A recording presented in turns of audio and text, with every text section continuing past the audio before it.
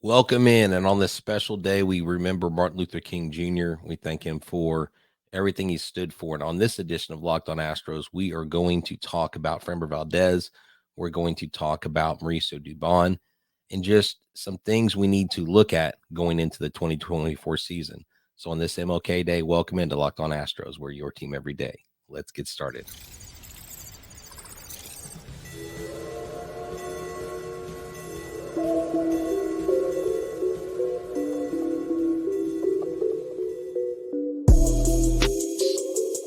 Welcome to Locked On Astros, your daily Astros podcast. Here are your hosts, Eric the Man Huysman and Brett H-Town Wheelhouse Chancey. We are Locked On Houston Astros, and we hope that you join us for daily Locked On Astros podcast. My name is Eric Huysman. You can find me on Twitter at Eric Talk Stros. Find the show at Locked On Astros, your team every day. Brett, on this very, very cold Monday, where can they find you at? They can find me at H-Town Wheelhouse on X, Instagram, and TikTok. They can find me at Stros411 on X, Instagram, and Facebook. Always positive, always Stros. Today's episode is brought to you by Jace Medical. Empower yourself when you purchase a Jace case, providing you with personal supply of 5 antibiotics that treat up to 50 plus infections. Get yours today at jacemedical.com and use the code LOCKEDON to get $20 off your order. That's JASE medical.com. And guys, thank you for making the Locked On Astros podcast your first listen every day, whether it's on YouTube. Go and subscribe to us. Go and make us your first listen on Apple, Odyssey, Spotify, wherever you listen to your podcasts. Become an everydayer and make us your first listen. And we appreciate you. So, guys, we're going to talk a little bit about Mauricio Dubon. This was after we recorded the last episode. The news came out of what they filed at for arbitration. And so we'll talk a little bit about that. The Astros haven't ruled out bringing back Phil Maton. This is a cheaper alternative to Hector Neris, who's actually being rumored at possibly going to the Yankees. That would suck. Then we're going to go and take a deep dive into Framber Valdez. I know we kind of mentioned him at the end of the last podcast, and then we're going to look at some of the projections for Framber Valdez for the 2024 season. But this is a very cold day. Hopefully, you are staying safe. Tomorrow's supposed to be even colder. I know Houstonians, we're not used to this, but that's why I'm wearing my little sweater right now. So, Brett, are you okay over there? Man, I'm good.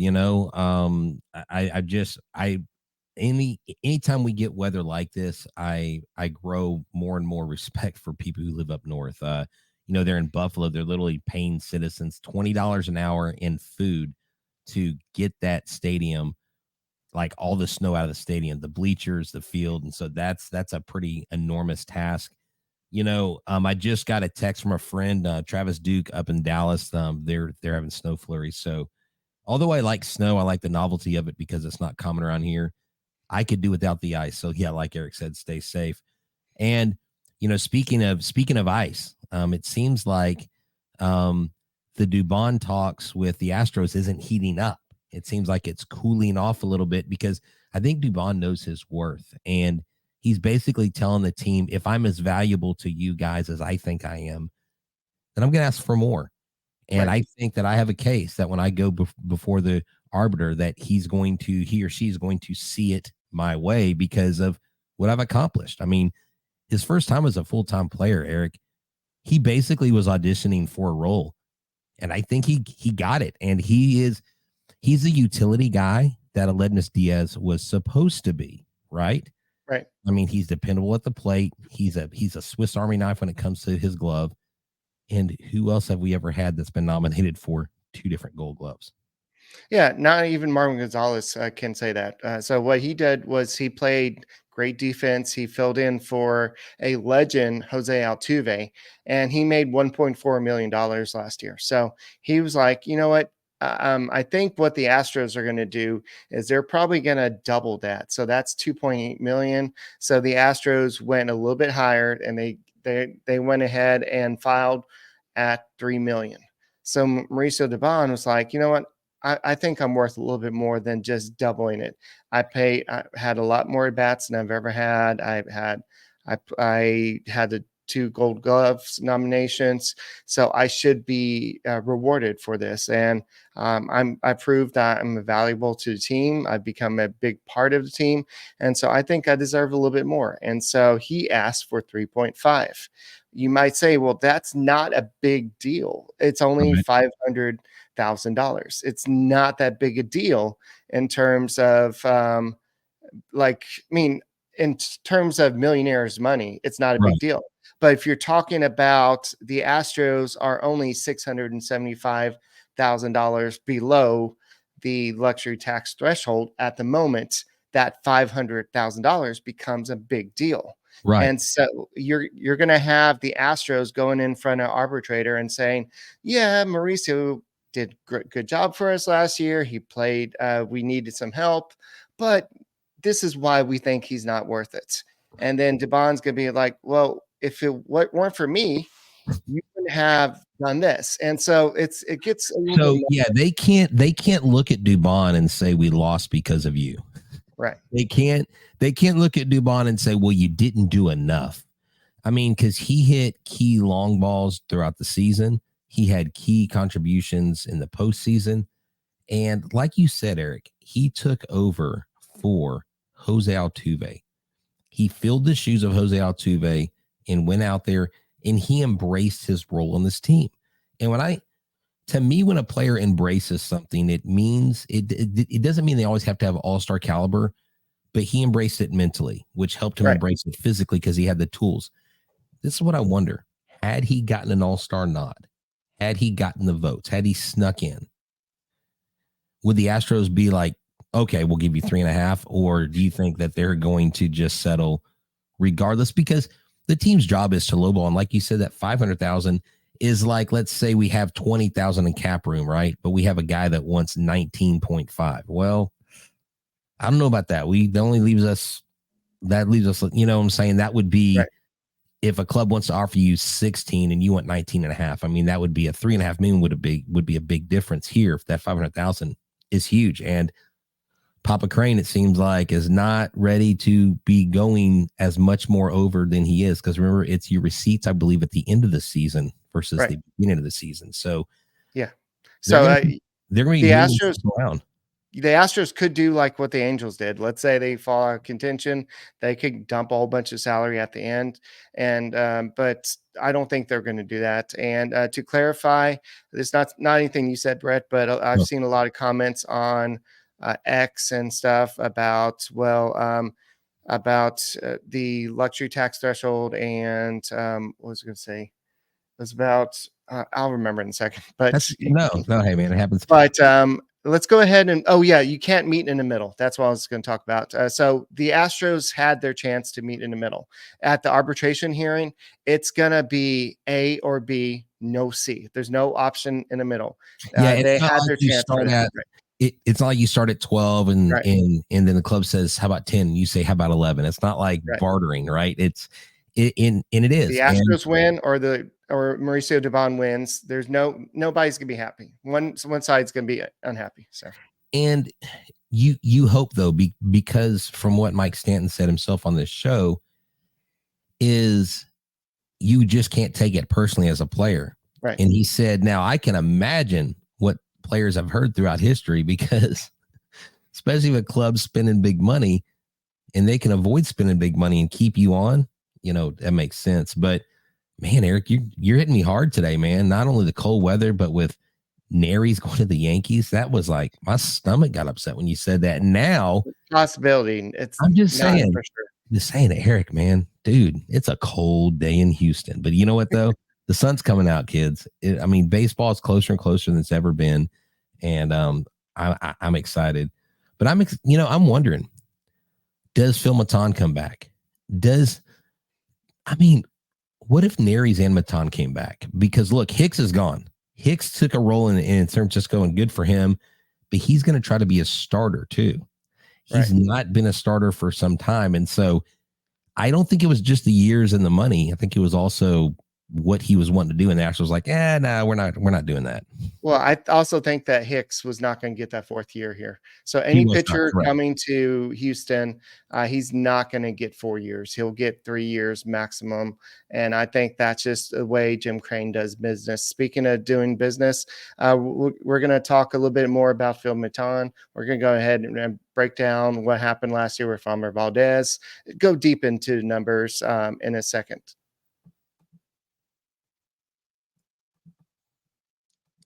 All right, this episode, not article, is brought to you by Jace Medical.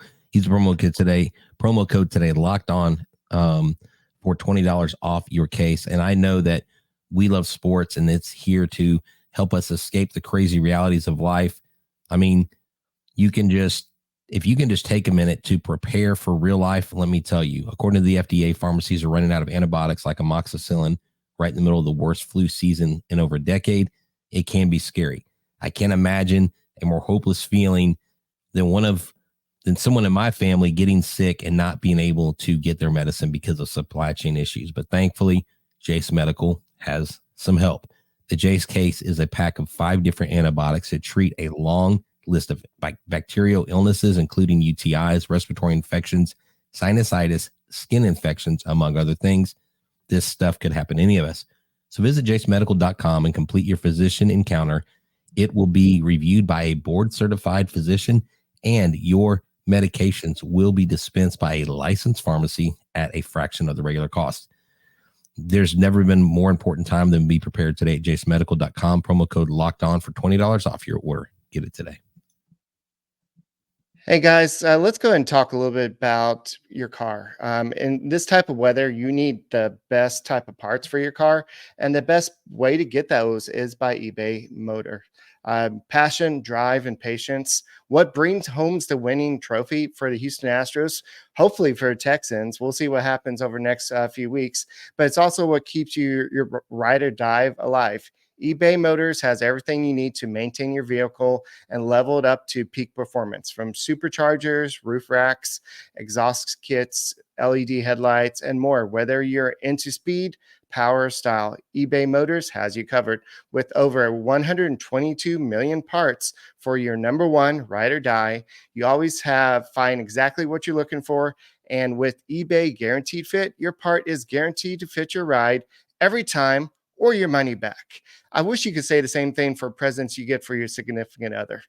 Because with eBay Motor, you're burning rubber, not cash. With all the parts you need at prices you want, it's easy for you to turn that car into MVP and bring home that win. Keep your ride or die alive at ebaymotors.com. Eligible items only, exclusions apply. Go to eBay Guaranteed Fit is only available to U.S. customers. And guys, thank you for making Locked On Astros podcast your first listen every day. Whether it's on YouTube, go and subscribe to us. Go and make us your first listen on Apple, Odyssey, Spotify, wherever you listen to your podcasts. Go and make the Locked On Sports Today podcast your second listen. 24/7 streaming content has all the news of the day. What's going in the NFL? Is the game snowed out? Who's going to be in Super Bowl this year? Can the Texans actually make it? All there, Locked On Live, 24/7 on YouTube. Go in to check it out. And sometimes when Astros make some big news, you might see the Locked On Astros guys there too. Man, they hit you hardcore with that eBay Motors take. Look, man, eBay Motors is back, and they're great. I actually used them last time around. We had them, and so I'm definitely on board with that. That's cool. But dude, talking about motors and parts, Maton, Neris, these guys, Valdez. I mean, this team is full of moving parts, and as long as I think the engine is intact, Eric. We just got to make sure. The struts, we got to make sure that the key parts of the vehicle for this Astros steam train is still rolling, because I have a lot of confidence for this team going in. The biggest question marks will be our pitching. I think our offense is fine. Well, there's a lot of question marks like we've talked about, especially in a rotation. I mean, once you get to July or June, everything's going to be fine. But the bullpen, you've lost some key pieces. I know Ryan Stanek was hot and cold last year. Phil Maton probably had one of his best seasons last year. but he's not a big name. A lot of people are not offering him the type of money that he would probably have wanted. And Neris, he was great last year, but he wasn't so reliable in the playoffs. So there's some question marks there. Last year, Maton made $2.55 million last year. So you're going to have to give him at least a pretty good raise, maybe like $4 million, $4.5 million, something like that for him to come back. It depends on how many teams are competing for his services. He's not a setup guy. He's not a closer. He's not going to demand big money. But according to Chandler Rome, the Astros have not ruled him out, and so he is an option. And that he was told by a source that they haven't shown much interest in him, but things could change if they can't find anybody else for a bullpen, because he is a little cheaper option. See, I just don't think why you wouldn't make a run at both Maton and Aries just to bring them back, because they know the system, they know the coaches. I think they perform really well. I know people are like, yeah, I'm Maton, but I'm very high on Aries. I know he struggled a little bit here and there, but I'm very high on this guy because just the energy he brings. He has the ability, if he's got to step into a closer's role, he's got the ability to do that. I mean, injuries is a real thing. And to me, if you're going to go after guys that are going to push you over some threshold, it needs to be guys that are going to help you in your weakest portion of your lineup. I would much rather overpay a little bit on Aries and pay Maton than go out and get a position player and pay a whole lot more over. You know what I'm saying? Because I don't think that's where we need the help. So Maton coming back seems a lot more realistic. Dude, I'm still going to hold out hope for Aries. I just, that connection with the club to me has got to win over. But then again, you cannot fault the guy if he goes somewhere for a lot of money. Even if it's the Yankees, we would hate that. But that would definitely be a shot in their arm. That would boost them big time, I think, just because of his experience. All right, it's Martin Luther King Day, but it's also the start of the international signing period. So all 30 clubs can sign their players. Of course, this is not like Major League Baseball, like with the college prospects. You can actually kind of pre-announce it and then officially announce it like a little bit later. There's no like tampering rules or anything like that. So most of these deals have already been agreed to. They just can't be officially announced. But the Astros, unlike previous years, have not really locked into that top guy, one of the top guys, but they do have one in the top 50. It's Anderson Paula. He's a outfielder from Dominican Republic. They haven't really said how much he's worth, but I'm sure we're going to find some more names that they've been linked to. There was a top prospect that they were looking at along with the Red Sox and a couple other teams. I don't know if he's officially signed with anybody yet, but we'll see what happens. The Astros have $5.284 million in their pool to sign players, and I think that's already factored into the luxury tax. So Paula has a lot of power potential. He is young, but that's typically what happens with these international players. No, yeah, and I'm sitting here watching some footage of his swing, while you are talking about him. It looks like he's got the ability to pull the ball. He's got the ability to go opposite field. He's got an absolute cannon from the outfield. And, that's one of the things that that we boast about on Pedro Leon, and his bat just hasn't really manifested into what it's supposed to be. So, Eric, whether it's number 1 or number 49 is really not the key here. What is key is what helps the Astros continue their winning ways. And if someone like him can come in and spice things up, I mean, we even have Yainer Diaz, his brother, in our system. We have we have so many young stars. We have Baez coming up. Melton's still here. I mean, we've got a lot of international stars, and we have success signing international players. So I trust, no matter whether it's 1 or 49, who the Astros get, because they'll have studied and they'll know that this guy has a future. So I'm excited.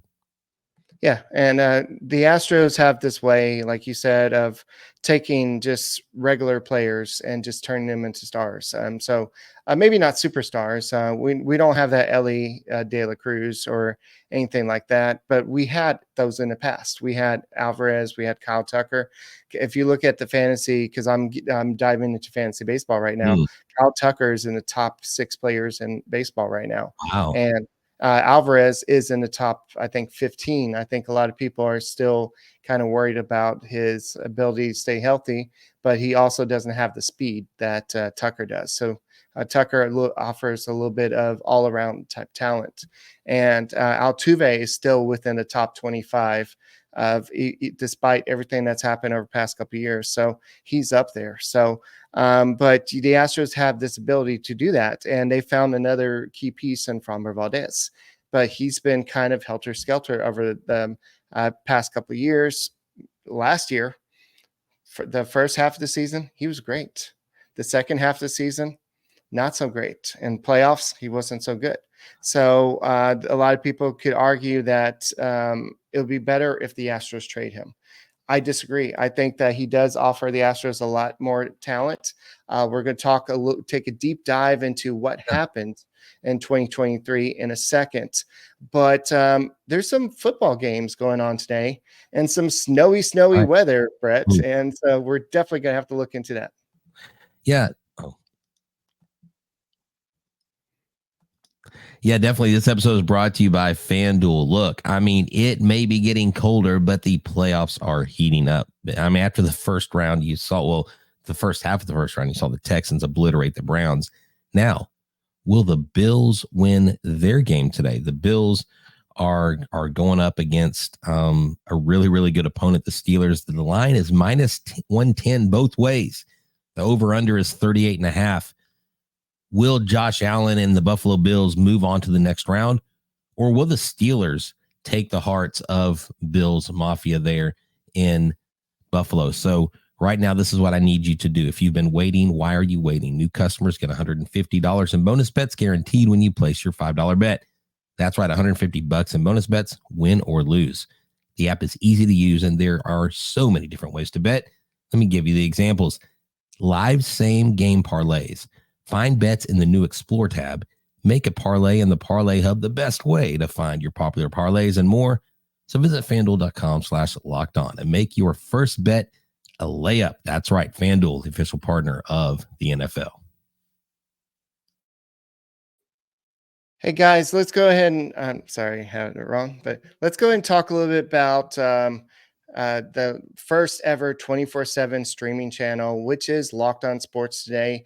It's there for you 24/7 with all the great content out there from Locked On, and whether it's baseball, football, NFL, just whatever you want out there, it's there 24/7 streaming with all the big news from there, with all the local experts out there. Tune in to Locked On Sports Today with the first ever 24/7 streaming channel, Locked On Sports Today, and check it out.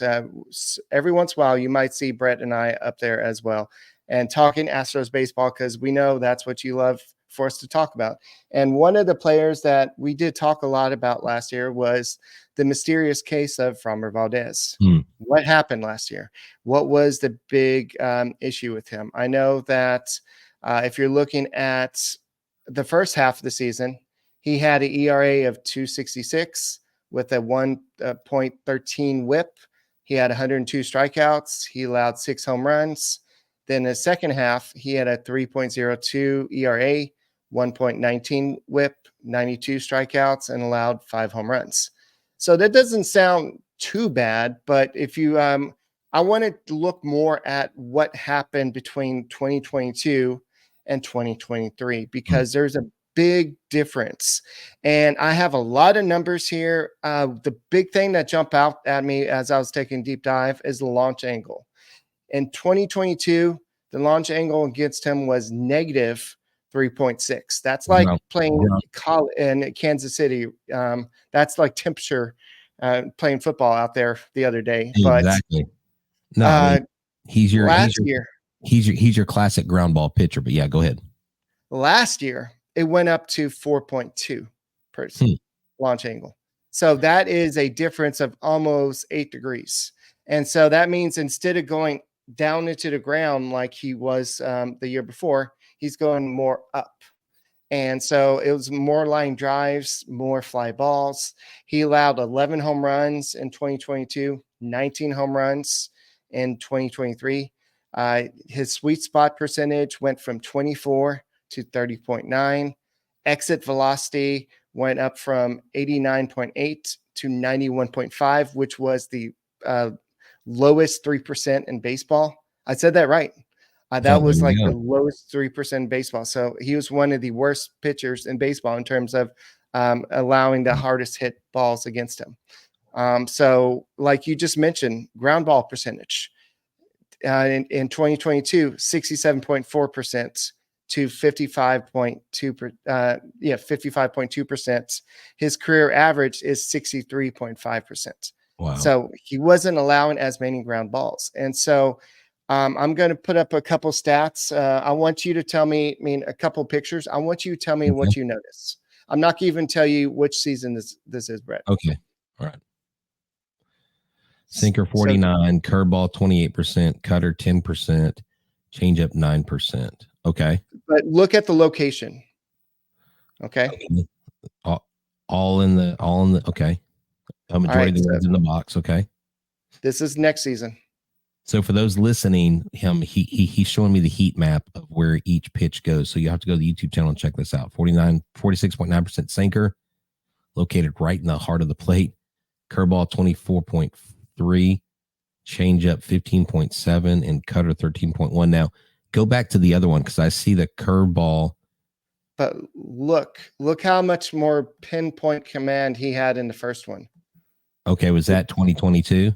This is 2022. Okay. Look at how pinpoint he was for the most part. Oh, so I see, because the red is more defined in a specific area versus being covering the map like you're, paint with numbers kind of thing. Right. And so look at the cutter. Look at the cutter real quick. Mm-hmm. Okay. And now look at this cutter. You see how it's more in the dirt. Yeah. Because he couldn't keep it up. So that's wow. Anyways. Okay, go ahead and remove the graphic. This actually reminds me of when we interviewed Mike Stanton. One of the first times we talked about Framber Valdez, and he talked about his delivery and the difficulty he has of having to do an arm slot. Everything's so meticulous that when he's in rhythm, he's in rhythm. But when he's out of rhythm and out of sync, I think it starts with his head, and then he starts getting out of sync, and that's when pitchers will overthrow or underthrow. And then that's when pitches get left out over the plate. That's when balls get barreled. And that's when you get a higher percentage chance of seeing a lack of success. And I honestly think it was tied directly to Verlander coming back. And I don't think he's going to repeat that this year, Eric. I think we had this. I think the end of the season was kind of a downer for the team as a whole, just because the offense didn't protect the pitching, but the pitching sure didn't help the last 2 games of the LCS. So you can't blame our lack of offense on the last 2 games, because we gave up a ton of freaking runs, right, as pitching. Right. So that was a team effort. That was a team loss. Even though I say I would trade Framber, I'm not saying that because I don't believe in Framber. I'm just saying if you ever are going to trade him, I don't think his value is higher than what it is now. Now, if he has another season like that, but you don't want to lock him up for those years and he still has at least one more year, he would be a very good asset to put on the trade market, because someone else is going to pay him that bag. You won't. If you're not going to, you might as well get something for him. Don't let him walk like Ohtani did or someone like that. He's not Ohtani, but you get what I'm saying. Right. And Framber could go out and have a good season. A couple more things to stand out is with runners at second base in 2022, his whip was 0.91. In 2023, it was 2.06. So, but ironically, in 2022, with the runner on third base, his whip was 2, and his whip in 2023 was 0.90. So he got better holding runners at third base in 2023 versus second base. That makes no freaking sense. Is that because they got on to third base more? maybe. You know what I'm saying? Or something like that. In 2023, he only gave up 3 triples. He did give up in 2023. He gave up. See what is that? 18. Let's see, 37 doubles. Okay, so let's see, what did he give up in 2022? How many doubles did he give up? Because I've got that right here. 2022, he gave up how many doubles? Let's see.